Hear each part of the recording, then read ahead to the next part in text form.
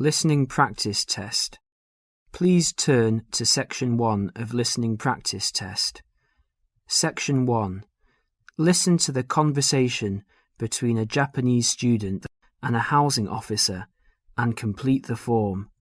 First, you have some time to look at questions 1 to 5.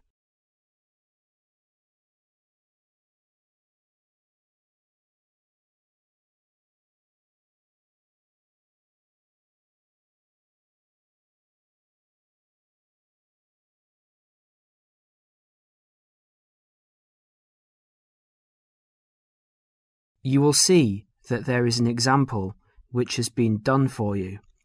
The conversation relating to this will be played first. Yes, what can I do for you? My friend is in a homestay and she really enjoys it, so I'd like to join a family as well. Okay, let me get some details. What's your name? My name is Keiko Yoichini. Could you spell your family name for me, please? Yes, it's Yoichini. That's Yuichini.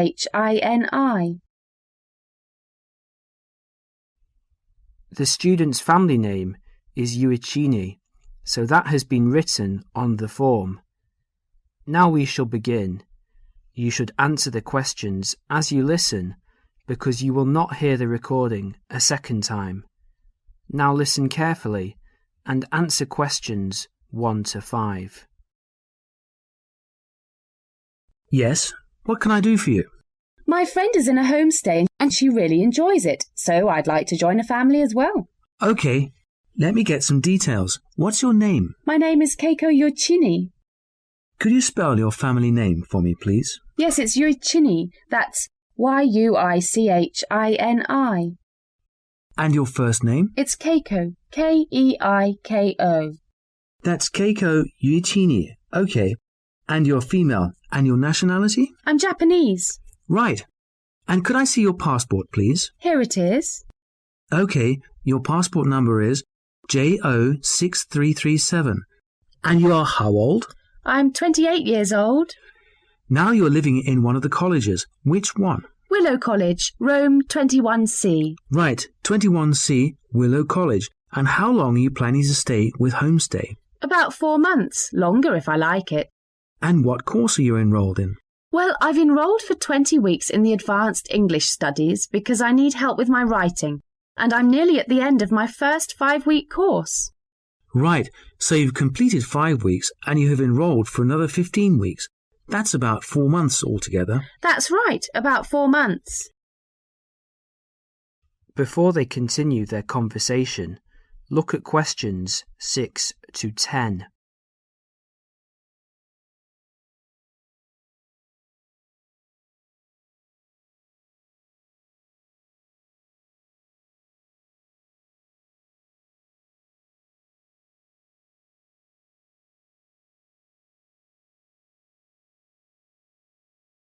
As you listen to the rest of the conversation, complete the form by filling in the numbered spaces 6 to 10. Okay. Do you have a preference for a family with children or without children? I like young children, but I like to be with older people.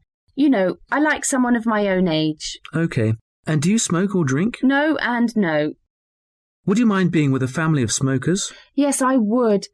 I don't like smoking. I'd rather be with a family of people who do not smoke or drink. Okay, and what about pets? Oh, I love animals. I'm a veterinarian, so that's fine. The more the better. All right. Now what about you? Are you a vegetarian or do you have any special food requirements? No, I'm not a vegetarian, but I don't eat a lot of meat. I really like seafood. And what about your hobbies? I like reading and going to the movies. Do you play any sports? Yes, I joined the handball team, but I didn't like that, so I stopped playing. You know, I played tennis on the weekend with my friends. All right, let's see. Name, age, transport. Are you familiar with the public transport system? No, I'm not really, because I've been living on campus. I've been to the city a few times on the bus, but they're always late. What about the trains? I like catching trains. They're much faster. Well, let's go and check on the computer to see what I've got. Listen, would it be okay to leave this with me? Could you come back after class this afternoon? Yes, of course. I'll check my records and I will give you details this afternoon. Thank you for your help. It's a pleasure. I'll see you this afternoon. Bye. Bye. That is the end of section 1. You now have half a minute to check your answers.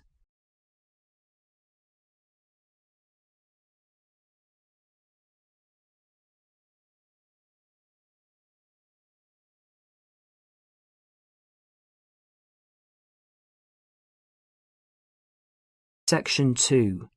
You are going to hear a talk given by a tour guide about travel to Esnia. First look at questions 11 to 14.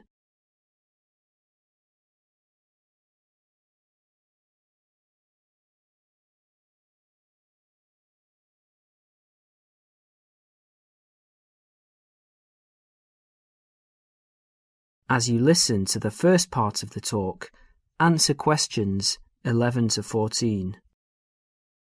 Hello everyone. As you know, this agency has specialized in tours and independent travel to Esnia for over 20 years.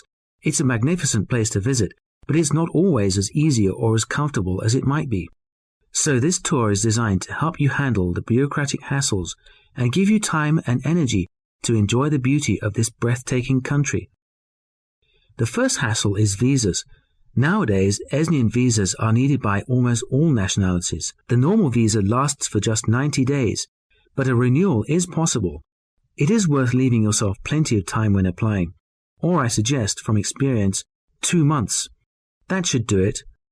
The latest confirmed price is £30, but it should be noted, and a lot of our regular travellers tell us that the price may change without notice and hold up visa processing. So ring up the Esnian embassy and check the price before sending out forms. Now, for those of you who are intending to take Esnia as part of a longer tour and want to wait till you get to another country, do remember that some Esnian consulates in neighbouring countries require you to provide a letter from your own embassy just to confirm your nationality. You can find a list of major embassies throughout the world in the student handbook on page 13. Oh, and one more thing. Check whether you need a multiple entry visa if you're leaving and re-entering Esnia on your tour. Before the talk continues, you will have a chance to look at questions 15 to 20.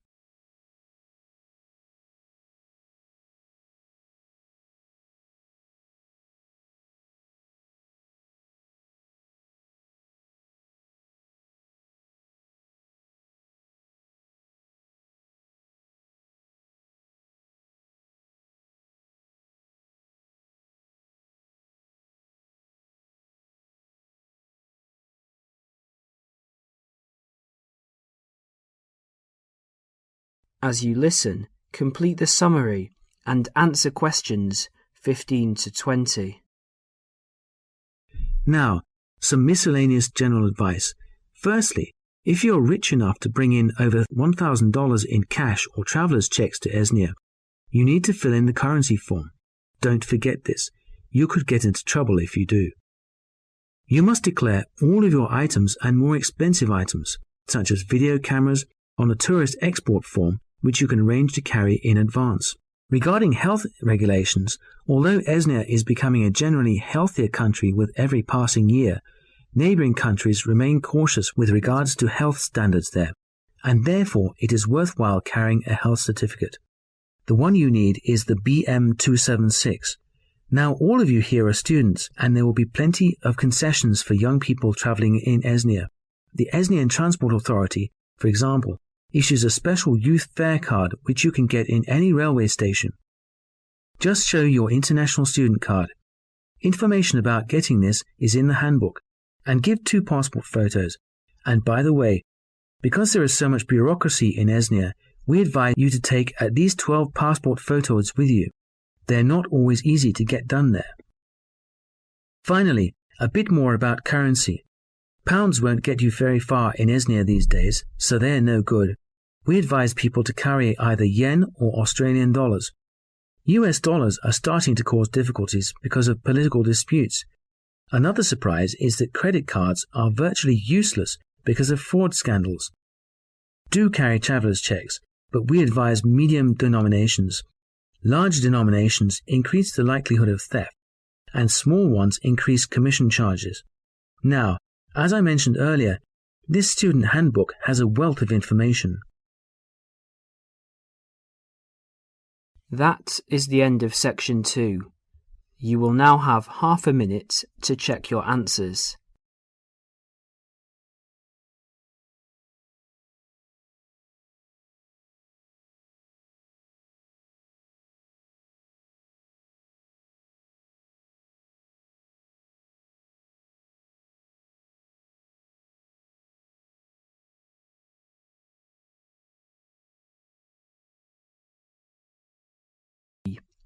Section 3. In this section, you will hear a discussion about shopping habits. First look at questions 21 to 24.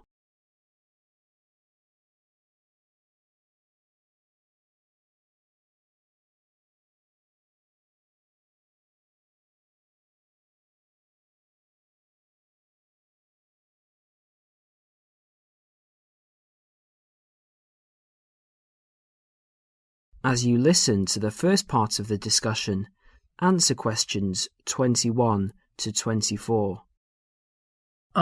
Excuse me. I wonder if you'd mind answering a few questions. You see, I'm doing a project. Fine, what's this on? Well, I'm looking at the people's shopping habits. Okay. Can I ask you, first of all, are you a student? Well, I was a student here last year, but since then I've left, and I'm working in a bank now as a cashier. I just came to see a friend. Oh, that's okay. So how often do you go shopping? Oh, I buy a lot of books. Should I exclude books? Oh, if you leave books aside, what about shopping for all of your personal items, study things, and that sort of thing? Okay, because I go to the supermarket almost every day, it seems the other things, I'd say, I tend to do it every other week. And do you spend the same amount each time? I guess so. I only have about £100 a month spare, so I'd probably spend about £50 each time. What sort of shops do you like best? The department store or the small retail outlets? Oh, I like big department stores, so everything's in one place. The weather's so bad, so it's a bit miserable trudging from one little shop to another. Great. What do you find most difficult to buy? What do you mean? Well, what do you have to really search for? What takes you a long time to find? Oh, jeans, definitely. You can get hold of a sweater or a CD in a moment, but with jeans I can spend all afternoon and still not find a pair that fits. Okay, one last question. Who do you usually shop with? Now, I usually go shopping on my own, but if I want to make it more of a social occasion with friends to have a coffee and things, I often go with colleagues from work, in our lunch hour. Well, thank you very much. You've been very helpful. No problem. Before the next part begins, you will have a chance to look at questions 25 to 30.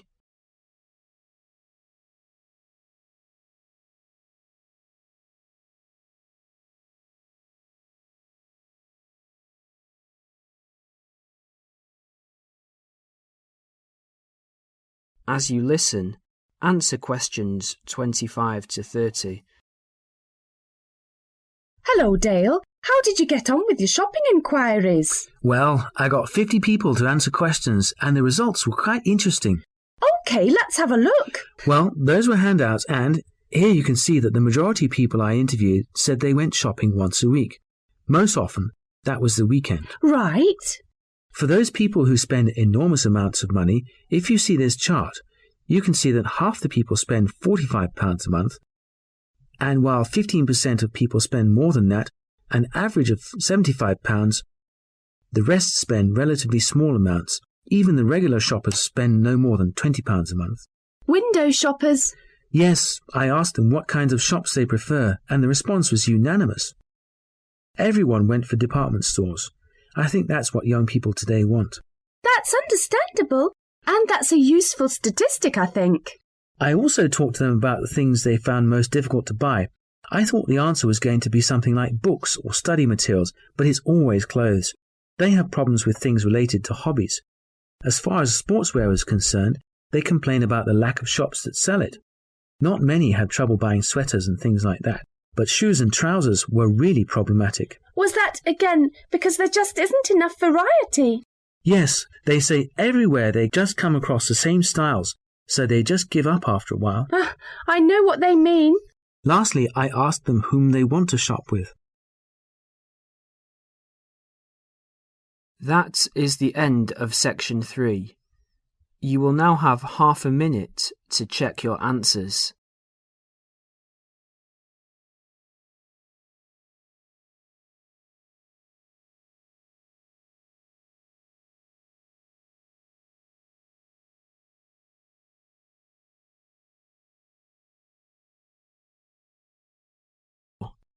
Section 4. In this section, you will hear a lecture about study and answer questions 31 to 40. First look at questions 31 to 40.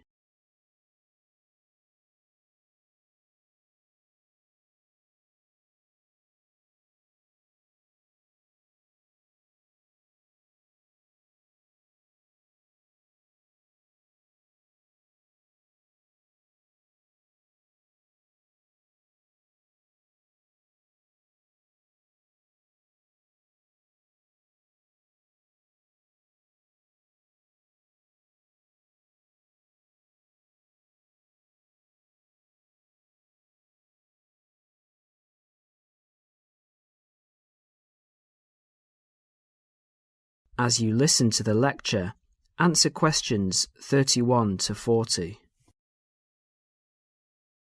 Can anybody hear me? Is this microphone working? Good. Now, welcome everybody to the second of these lectures on successful study at college.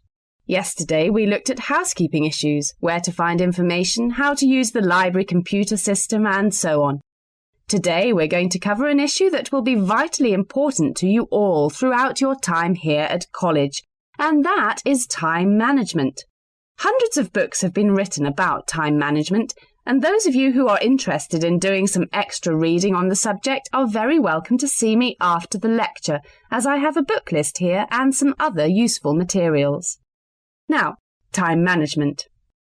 In the past, this used to mean making a list to plan for every hour of the week and then try to stick to this plan.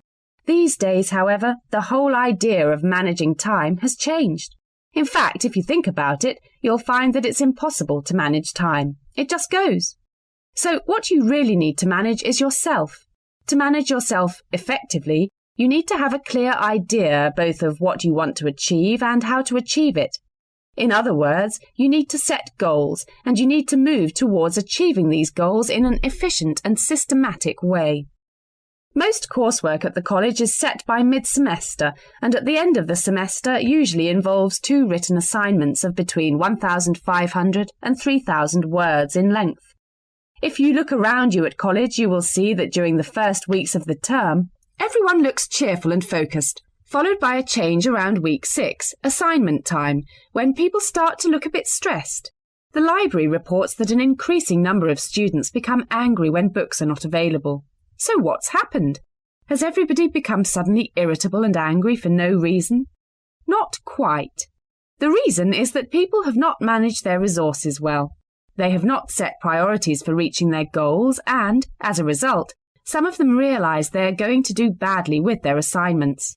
This will not be because they lack intelligence or love of the subject. They will fail because they did not have a clear idea of what they have to do and how long it should take them. Let's step back a minute. What do we mean by establishing goals? Well, basically, it means deciding what you want to achieve. In other words, deciding on the results that you want to achieve. The students that I've mentioned found themselves very stressed, mainly because they have an assignment to do. But they did not fully think through the effect that this would have on their day-to-day life. There's an awful lot of spare time in a day. For example, if you manage to spend some of that time, even just 1 hour, on an activity that helps you with your study, that 1 hour could have a major impact in your course, particularly if you make it a regular habit. I'd like to ask you now to have a look at the planners in your information kits. You will see that there are 3, 1 term planner, 1 weekly planner, and 1 daily planner. The term planner is to help you get an overview of everything that you will need to do for the term. The weekly planner is to help you week by week, and the daily planner will help you with the really detailed planning. Before we go any further, I would like you to make a note in your daily planner right now. I want you to picture how you could make a major difference in your life by spending just 1 hour a day on some activities for the next term. Background reading, for example, or preparing a bibliography. Now imagine the benefit at the end of the term. The term diary and the weekly diary are the most important ones. However, a week is really the shortest time you have to establish an overview of your time for planning purposes. Now you need to set priorities for the term. Work out how you could achieve those priorities and the results that you desire. If you can get into the habit of planning like this, you'll soon find that you've actually had more time than before to spend on relaxation and other activities that you enjoy. Now let's share some of the ideas that you've come up with. I'll divide you up into groups to share your ideas. OK. That is the end of section 4. You will now have half a minute to check your answers.